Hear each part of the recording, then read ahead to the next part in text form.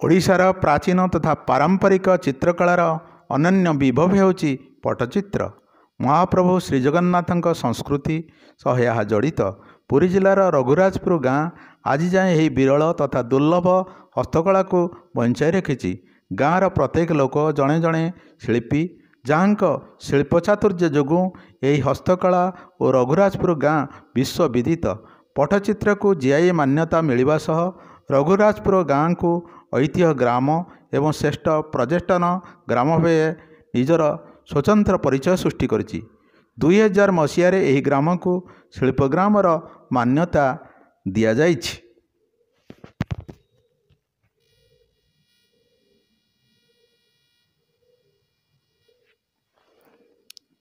ରଘୁରାଜପୁରରେ ପ୍ରାୟ 5ମ ଖ୍ରୀଷ୍ଟାବ୍ଦରେ ପଟ୍ଟଚିତ୍ର କଳା ଜନ୍ମଲାଭ କରିଥିଲା ବୋଲି କେତେକ କୁହନ୍ତି, କିନ୍ତୁ ଏହା କି କୁହାଯାଏ ଯେ ଜଗନ୍ନାଥ ଯେବେଠୁ ପଟ୍ଟଚିତ୍ର ପରମ୍ପରା ବି ସେବେଠୁ, କାରଣ ଶ୍ରୀମନ୍ଦିର ସହ ଏହା ଜଡ଼ିତ। ରଥଯାତ୍ରା ସମୟରେ ସ୍ନାନ ଯାତ୍ରା ପରେ ଶ୍ରୀଜୀଉ ଅଣସର ଘରେ ଥିବାବେଳେ ତାଙ୍କ ସ୍ଥାନରେ ପୂଜା ପାଆନ୍ତି ପଟ୍ଟଦିଅଁ। ଏହି ପଟ୍ଟଦିଅଁ ହିଁ ଏହି ଗ୍ରାମରେ ହିଁ ତିଆରି କରାଯାଇଥାଏ। ତେଣୁ ଶିଳ୍ପୀମାନେ ନିଜକୁ ଜଗନ୍ନାଥଙ୍କ ସେବକ ବୋଲି ପରିଚୟ ଦେଇଥାନ୍ତି। ଏଇଠୁ ହିଁ ଅନୁମାନ କରିବା କାହିଁ କେଉଁ କାଳରୁ ପଟ୍ଟଚିତ୍ର ପରମ୍ପରା ଆମ ରାଜ୍ୟରେ ରହିଆସିଛି। ଆଉ ଏକମାତ୍ର ଗ୍ରାମ ଭାବେ ରଘୁରାଜପୁର ଏହି କଳାକୁ ଜୀବିତ କରି ରଖିଛି। ରଘୁରାଜପୁର ଗାଁର ପୁରୁଖା ଲୋକ କହିବା ଅନୁଯାୟୀ ଏହି ପଟ୍ଟଚିତ୍ର ଲୋକପ୍ରିୟତା ପାଇବା ପଛରେ ହେଲିନା ଜୋଲି ନାମକ ଜଣେ ଆମେରିକୀୟ ମହିଳାଙ୍କର ହାତ ରହିଛି, ଯିଏ ଥରେ ପୁରୀକୁ ବୁଲିବାକୁ ଆସିଥିବା ସମୟରେ ଏହି ନିଆରା କଳା ସମ୍ପର୍କରେ ଜାଣିବାକୁ ପାଇଥିଲେ ଓ ସେ ଏହାର ପ୍ରଚାର ପ୍ରସାର କରିଥିଲେ ଏବଂ ଅନ୍ୟମାନଙ୍କୁ ଏହି ଅଦ୍ଭୁତ କଳା ସମ୍ପର୍କରେ ଜଣାଇଥିଲେ, ଯାହାଫଳରେ ପଟ୍ଟଚିତ୍ର ଧୀରେ ଧୀରେ ଲୋକଲୋଚନକୁ ଆସିବାକୁ ଲାଗିଥିଲା। ପଟ୍ଟଚିତ୍ର ବିଷୟରେ ଜାଣିବା ପୂର୍ବରୁ ଆମେ ପଟ୍ଟ ଶବ୍ଦର ଅର୍ଥ ନିହାତି ବୁଝିବା ଦରକାର। ପଟ୍ଟ ଶବ୍ଦର ଅର୍ଥ କନା ବା କପଡ଼ା। ସ୍ୱତନ୍ତ୍ର ଶୈଳୀରେ ଏହା ତିଆରି ହୋଇଥାଏ। ପ୍ରଥମେ ଚିତ୍ରକରମାନେ ତେନ୍ତୁଳି ମଞ୍ଜିରେ ପ୍ରସ୍ତୁତ ଅଠାକୁ 3 ପରସ୍ତ ଲୁଗାରେ ଲଗାଇଥାନ୍ତି। ଏହାପରେ ଏଥିରେ ପ୍ରସ୍ତୁତ କପଡ଼ାକୁ ଘଷାପଥର ଦ୍ୱାରା ଘଷି ଏହାକୁ ମୁସୃଣ କରାଇଥାନ୍ତି। ତାପରେ ଖରାରେ ଏହାକୁ ଶୁଖାଯାଏ। ଖରାରେ ଶୁଖିଯିବା ପରେ ଏହା ଟାଣ ହୋଇଯାଏ, ଯେଉଁଥିରେ ଚିତ୍ର ଆଙ୍କିବା ପାଇଁ ସହଜ ହୁଏ। ଏହାକୁ ହିଁ ପଟ୍ଟ ବା ପଟି କୁହାଯାଏ। ପରେ ସାଇଜ କରି ପଟିକୁ କାଟି ଚିତ୍ର କରିବା ପାଇଁ ପ୍ରସ୍ତୁତ କରାଯାଏ। ପଟ୍ଟଚିତ୍ରରେ ବ୍ୟବହୃତ ରଙ୍ଗ ହେଉଛି ପ୍ରାକୃତିକ, ଯେଉଁଥିପାଇଁ ଏହା ଦୀର୍ଘ ବର୍ଷ ଧରି ଅକ୍ଷତ ହୋଇ ରହିଥାଏ। ଶଙ୍ଖରୁ ଧଳା, ହିଙ୍ଗୁଳରୁ ଲାଲ, ହରିତାଳରୁ ହଳଦିଆ ଏବଂ ଦୀପକଳାରୁ କଳା ରଙ୍ଗ ପ୍ରସ୍ତୁତ କରାଯାଏ। ଏହା ହେଉଛି ମୌଳିକ ରଙ୍ଗ। ପୂର୍ବରୁ କଳା ଧଳାରେ ପଟ୍ଟଚିତ୍ର ପ୍ରସ୍ତୁତ କରାଯାଇଥିଲା ବେଳେ ଏବେ ରଙ୍ଗ ବେରଙ୍ଗରେ ଅନେକ ପଟ୍ଟଚିତ୍ର ପ୍ରସ୍ତୁତ କରାଯାଉଛି। ପଟ୍ଟଚିତ୍ର ସହ ଏହି ଗାଁର ମଠାକନା ଚିତ୍ର, ତାଳପତ୍ର ଖୋଦେଇ କାମ, କାଗଜ ମୁଖା, ଗୋବର କଣ୍ଢେଇ, ପଥର ଖୋଦେଇ, କାଠ ଖୋଦେଇ, ପୋଲାଙ୍ଗ ଚିତ୍ର, କାଠ ଫରୁଆ, ଫୁଲଦାନୀ ଚିତ୍ର ଓ ନଡ଼ିଆ କତାରେ ମଧ୍ୟ ବିଭିନ୍ନ ପ୍ରକାର ହସ୍ତଶିଳ୍ପ ସାମଗ୍ରୀ ପ୍ରସ୍ତୁତ କରାଯାଏ। ଆଉ ଆଜିର ଦିନରେ ପଟ୍ଟଚିତ୍ର ପ୍ରମୁଖ ଉପହାର ସାମଗ୍ରୀ ସାଜିଛି। ବିଶେଷ କରି ବିଦେଶୀକୁ ଉପହାର ଦେବାରେ ଏହାର ଚାହିଦା ଅନେକ ରହିଛି। କଳା ପ୍ରତି ସମ୍ପୂର୍ଣ୍ଣ ସମର୍ପିତ ଐତିହ୍ୟ ଗ୍ରାମ ରଘୁରାଜପୁର ବର୍ତ୍ତମାନ ସୁଦ୍ଧା ବିଶେଷ ପ୍ରସିଦ୍ଧି ଲାଭ କରିଛି। ଏହି ଗ୍ରାମରେ ପ୍ରାୟ 160 ପରିବାର ବସବାସ କରୁଛନ୍ତି। ଏମାନଙ୍କର ଇଷ୍ଟ ଦେବତା ରଘୁନାଥଙ୍କୁ ଆରାଧନା କରି ଏଠାରେ ଭିନ୍ନ ଭିନ୍ନ ସମ୍ପ୍ରଦାୟର ଲୋକ ବସ କରୁଥିଲେ ମଧ୍ୟ ସମସ୍ତେ ନିଜର କୌଳିକ ବୃତ୍ତିକୁ ଭୁଲି କଳା ସାଧନକୁ ନିଜର ବଞ୍ଚିବାର ରାହା ରୂପେ ଗ୍ରହଣ କରିଦେଇଛନ୍ତି। ପିଲାଠୁ ବୁଢ଼ା, ଝିଅଠୁ ବୋହୂ ସମସ୍ତେ ଏହି ଚିତ୍ରକଳା ଓ ହସ୍ତକଳା କରିବାରେ ନିପୁଣ। ପୂର୍ବଜଙ୍କୁ ଅନୁସରଣ କରି ସମସ୍ତେ ଏହି ଚିତ୍ରକଳା ପ୍ରସ୍ତୁତ କରୁଛନ୍ତି।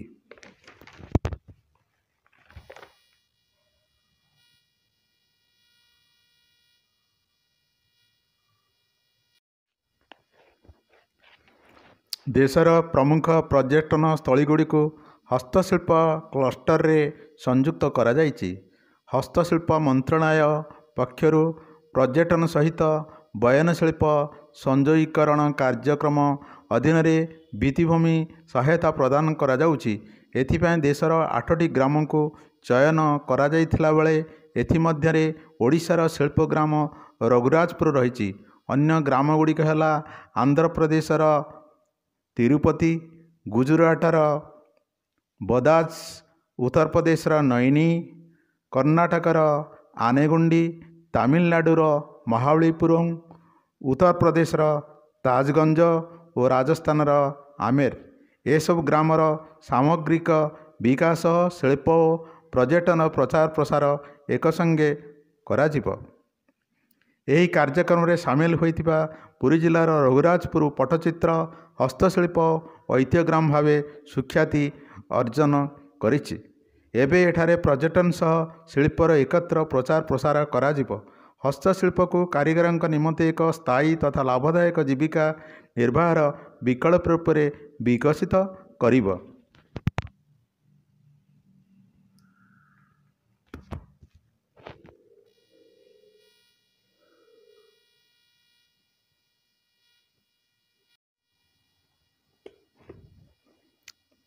କଳା, ସଂସ୍କୃତି ଓ ଐତିହ୍ୟର ପରିପୂର୍ଣ୍ଣ ପୁରୀ ଜିଲ୍ଲାର ରଘୁରାଜପୁର ଗାଁ ସଦାସର୍ବଦା ପର୍ଯ୍ୟଟକଙ୍କୁ ଆକର୍ଷିତ କରି ଆସିଛି। ବିଶିଷ୍ଟ ଓଡ଼ିଶୀ ନୃତ୍ୟଗୁରୁ ପଦ୍ମବିଭୂଷଣ ଗୁରୁ କେଳୁଚରଣ ମହାପାତ୍ର, ପଟ୍ଟଚିତ୍ରର ମହାନ ଗୁରୁ ଡକ୍ଟର ଜଗନ୍ନାଥ ମହାପାତ୍ର, ସୁନାମଧନ୍ୟ ଗୋଟିପୁଅ ନୃତ୍ୟଗୁରୁ ପଦ୍ମଶ୍ରୀ ମାଗୁଣୀ ଦାସ ଏବଂ ବିଶିଷ୍ଟ ମର୍ଦ୍ଦଳ ଗୁରୁ ବାଦ୍ୟଭୂଷଣ ବନମାଳୀ ମହାରଣାଙ୍କ ଠାରୁ ଆରମ୍ଭ କରି ଅନେକ ପ୍ରସିଦ୍ଧ ଓ ପ୍ରତିଷ୍ଠିତ ବ୍ୟକ୍ତିବିଶେଷଙ୍କ ଜନ୍ମସ୍ଥାନ ଏହି ଗାଁରେ ଏବଂ ନିଜ ପ୍ରତିଭା ବଳରେ ଗାଁକୁ ଗର୍ବିତ କରିଯାଇଛନ୍ତି। ଏହା ସହ ଗୋଟିପୁଅ ନୃତ୍ୟ ପାଇଁ ମଧ୍ୟ ଏହି ଗାଁ ପ୍ରସିଦ୍ଧ ଲାଭ କରିଛି।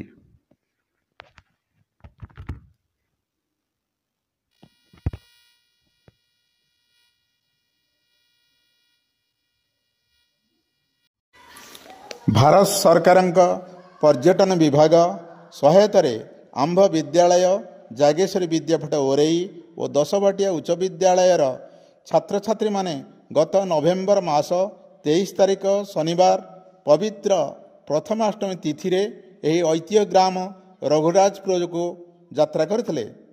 ସେମାନେ ଏହି ଗ୍ରାମରୁ ଶିଳ୍ପୀମାନଙ୍କର ଠାରୁ ଅନେକ ତଥ୍ୟ ପାଇଥିଲେ।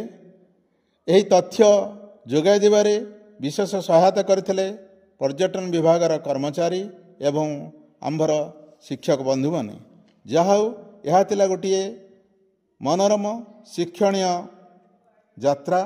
ଛାତ୍ରଛାତ୍ରୀମାନଙ୍କର ଜ୍ଞାନକୁ ପରିପୁଷ୍ଟନ କରିବାରେ ଏହା ବିଶେଷ ସହାୟତା ପ୍ରଦାନ କରିଥିଲା।